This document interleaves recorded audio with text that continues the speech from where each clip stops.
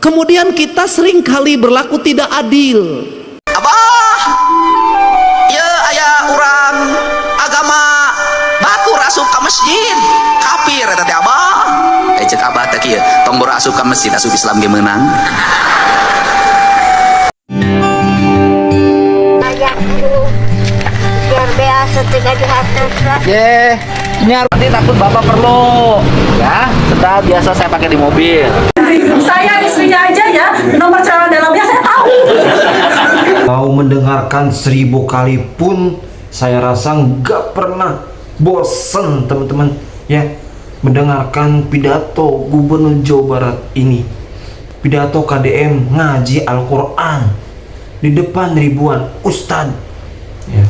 Prabowo yang rara pun pasti ya terkejut, sedih melihat pidato kalau di mengaji ini teman-teman. Tidak adilnya apa? Seringkali orang-orang yang berdakwah mengejek imam-imam yang ada di kampung kita, yang bacaannya tidak begitu sempurna, qiraatnya tidak begitu menarik.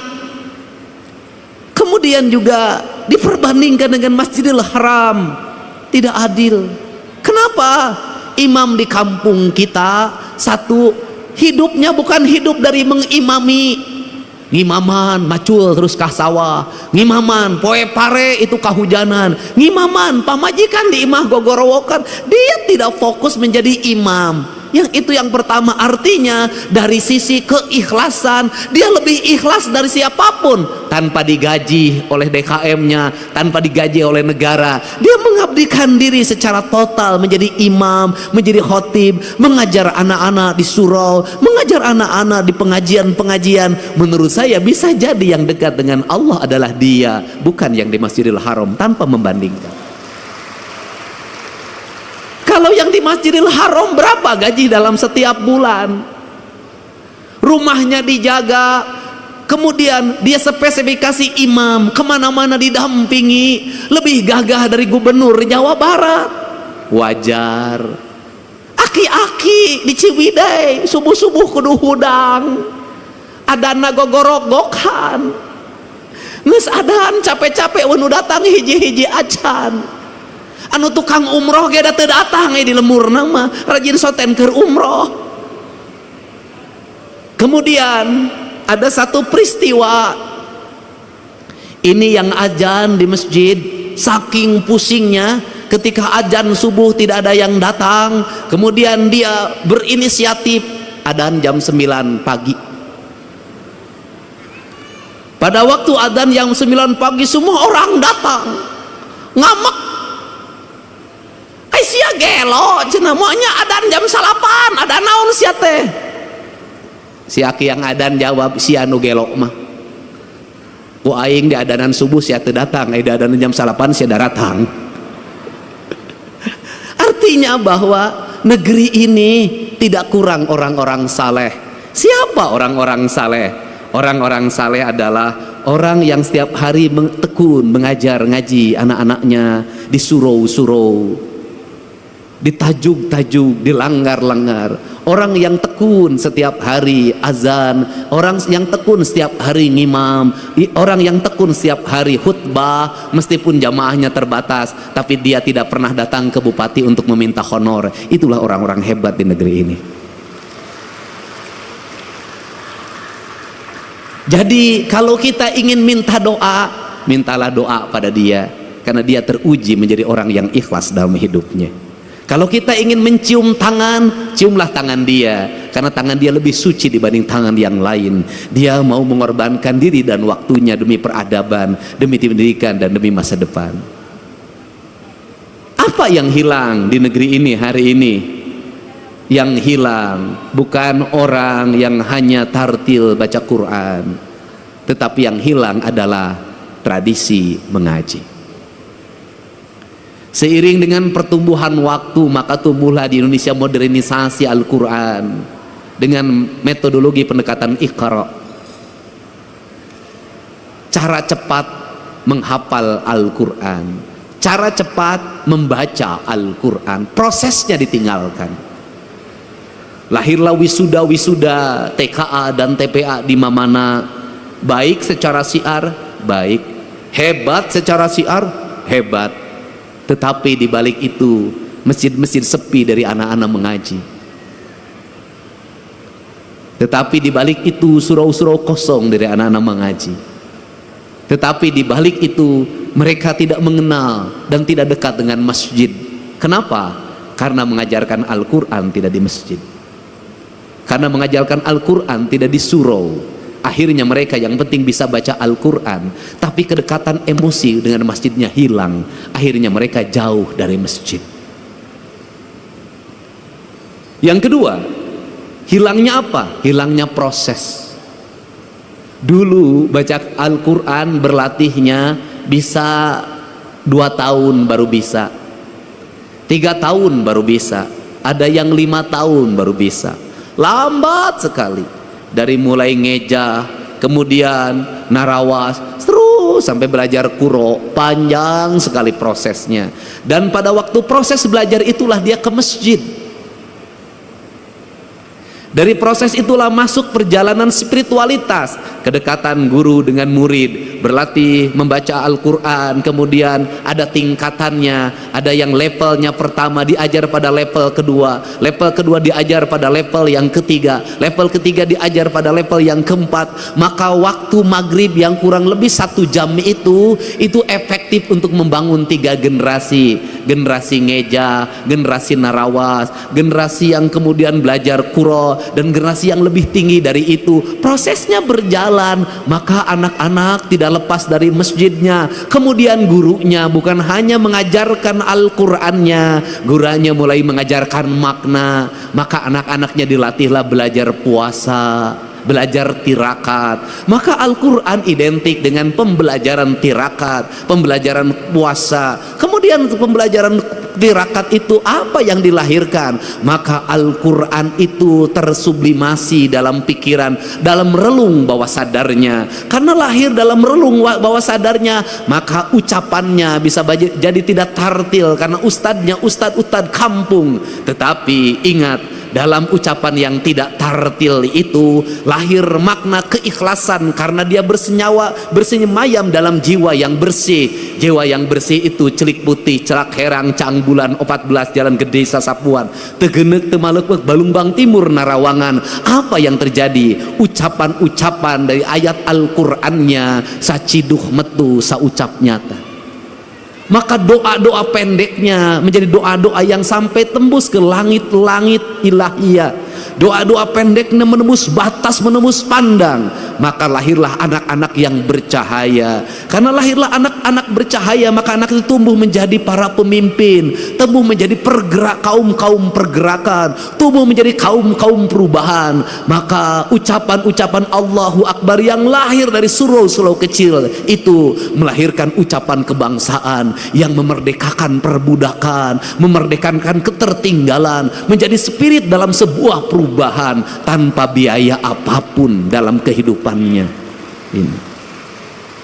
Maka berhati-hatilah ketika syiar sudah begitu besar, ketika anggaran semakin membesar, bahkan jadi anggarannya sangat besar. Ada 2 sisi mata pedang.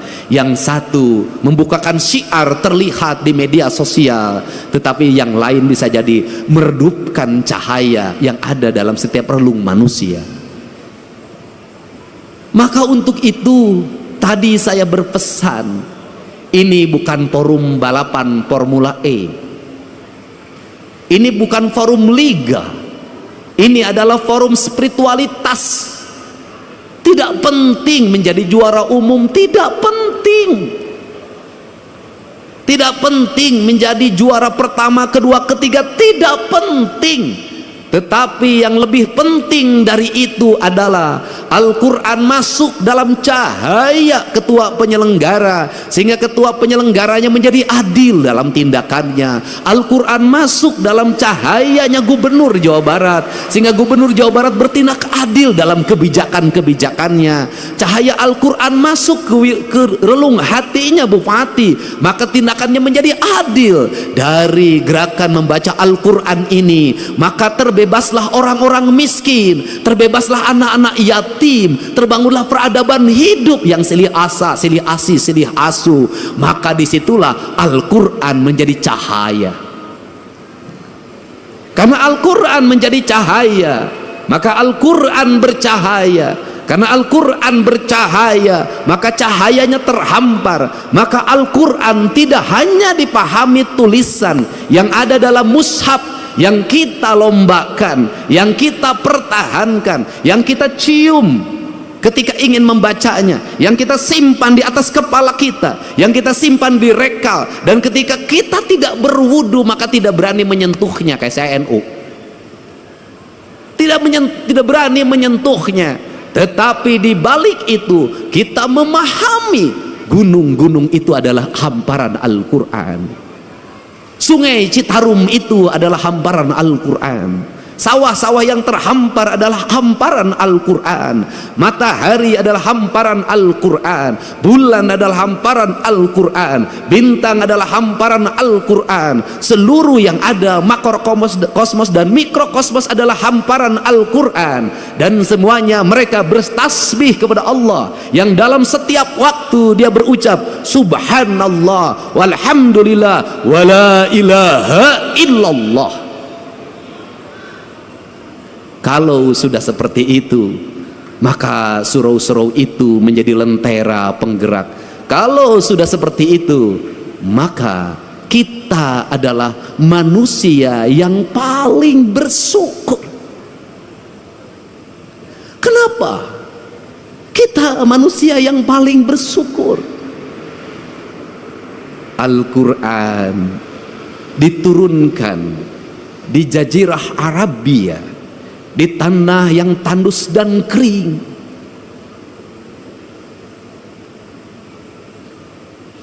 di mana orang mengalami kesulitan untuk mendapatkan air. Kisah Nabi Ismail dengan Siti Hajar, bagaimana dia harus bolak-balik antar Safa dan Marwah untuk mendapatkan air. Begitu beratnya untuk mendapatkan air. Rumput-rumput mengering, batu-batu bertebaran, debu-debu berserakan di tempat-tempat di mana manusia mengalami kekeringan alam, lahirlah kekeringan hati, lahirlah kekejaman. Maka Allah menurunkan cahaya yang paling lembut hatinya, yang paling lembut hatinya. Siapa? Rasulullah Shallallahu Alaihi Wasallam. Lembut. Karena kelembutan itulah Al-Quran diturunkan. Tidak mungkin Al-Quran turun, nur cahaya kebenaran yang hadir ke hatinya Kanjeng Rasul, kalau Kanjeng Rasul tidak memiliki kelembutan hati yang lebih lembut dari sutra apapun, tidak mungkin. Maka dari kelembutan itu lahirlah ucapan-ucapan yang lembut. Dari ucapan-ucapan yang lembut itu lahirlah ucapan-ucapan yang indah. Dari ucapan-ucapan yang indah itu mempengaruhi pikiran manusia lewat telinganya, karena lahir gelombang elektromagnetik yang dipancarkan dalam kekuatan spiritualitas, di mana angin-angin yang keras, debu-debu yang bertebaran dikalahkan oleh gelombang Al-Quran yang mempengaruhi pikiran manusia. Maka Allah itu berbuat adil. Al-Quran diturunkan di tanah tandus itu. Tetapi Al-Quran yang dikirimkan di tanah tandus itu dibawa lewat pendekatan budaya, tanpa kekerasan, tanpa peperangan, bercerita tentang kisah Ramayana, bercerita tentang kisah Mahabharata, bercerita tentang kisah Pandawa, ada dalam sosok Dharma Kusuma. Maka dicanangkanlah yang disebut dengan dua kalimat sabda. Dua kalimat sabda itu disebutnya layang damus kalimus syada, yaitu yang diletakkan pada pikiran seorang pemimpin sebagai nilai ajaran. Nilai ajaran itu melahirkan Pandawa 5, yaitu Dharma Kusuma, Bima, Arjuna, Nakula, lan Sadewa. Lahirlah gerakan politik kebudayaan para wali, mengenalkan agama Islam lewat pendekatan kebudayaan. Lahir simbol-simbol silib, sindir, sindang, siloka, sasmita. Kenapa? Karena dia berhadapan dengan masyarakat Sunda, masyarakat Nusantara yang tidak terbiasa dengan bahasa kasar. Dia terbiasa dengan bahasa simbol, bahasa makna. Karena dia terbiasa bahasa simbol, bahasa makna, maka masuk dalam ajaran, dalam pembelajaran. Quran pun disampaikan dalam pembelajaran dan ajaran. Kemudian rasa hormatnya ditinggikan. Quran diletakkan pada sebuah derajat yang sangat tinggi, diletakkan dalam lingkungan peradaban sederhana pedesaan. Lahirlah di kita. Apa keuntungan kita? Keuntungan kita lebih dari orang Arab. Keuntungan kita lebih daripada jazirah Timur Tengah. Kenapa keuntungannya? Kita mendapat dua. Satu. Assalamualaikum warahmatullahi wabarakatuh. Bapak Ibu, alhamdulillahirobbilalamin. Tadi kita sedang menyimak ya pidato Kang Deddy Mulyadi di depan para ustadz ya, dan mana di situ kita sebenarnya sudah pernah ya ditayangkan, cuman nggak tahu kenapa kita tuh nggak pernah bosan gitu ya teman-teman menyimak, mendengarkan pidato Kang Deddy Mulyadi ini ya. Bukan karena apa, karena di situ banyak pelajaran berharga, pelajaran yang banyak harus kita terapkan di dalam kehidupan sehari-hari, yang mana situ kena semua sama Kang Deddy ya. Kita jangan melihat dari luarnya saja ya, kita jangan menilai orang dari luarnya, tapi ya kita harus berprasangka baik kepada orang ya teman-teman ya. Gila ini si gubernur ya, gila sumpah, sampai sedetail itu loh memikirkan permasalahan rakyat, dan ilmunya pun ya di luar nalar teman-teman ya. Alhamdulillah kita mempunyai gubernur yang soleh, kita yang mempunyai gubernur yang cinta kepada rakyat ya. Alhamdulillah teman-teman ya. Kita doakan karena dia sehat selalu, dan ya semoga ya karena dia bisa terus ya teman-teman, terus berbuat kebaikan ya. Semoga kita bisa menyontoh kebaikan dari apa yang dicontohkan karena dia, dan itu sesuai dengan ajaran agama ya teman-teman. Ini yang harus kita contoh ya, gubernur seperti ini yang harus kita pertahankan, gubernur seperti ini harus kita dukung ya teman-teman. Aset ini Kang Deddy ini ya. Tadi pun ada sedikit cuplikan dari, mohon maaf, mantan istrinya ya, Ambu Anu, pas dulu ya sampai segitu mesranya teman-teman. Cuman ya tinggal kenangan, dan ya udah nggak apa-apa. Semoga KDM kedepannya mendapatkan yang lebih baik lagi. Oke teman-teman, itu dia video kali ini ya, pidato KDM mengaji di depan ustadz ya. Di situ ada ustadz dan para pemuka agama ya teman-teman, dan di situ para pejabat juga, para menteri juga pasti ada teman-teman. Oke, terima kasih, semoga sehat selalu dimanapun Anda berada. Terima kasih. Assalamualaikum warahmatullahi wabarakatuh.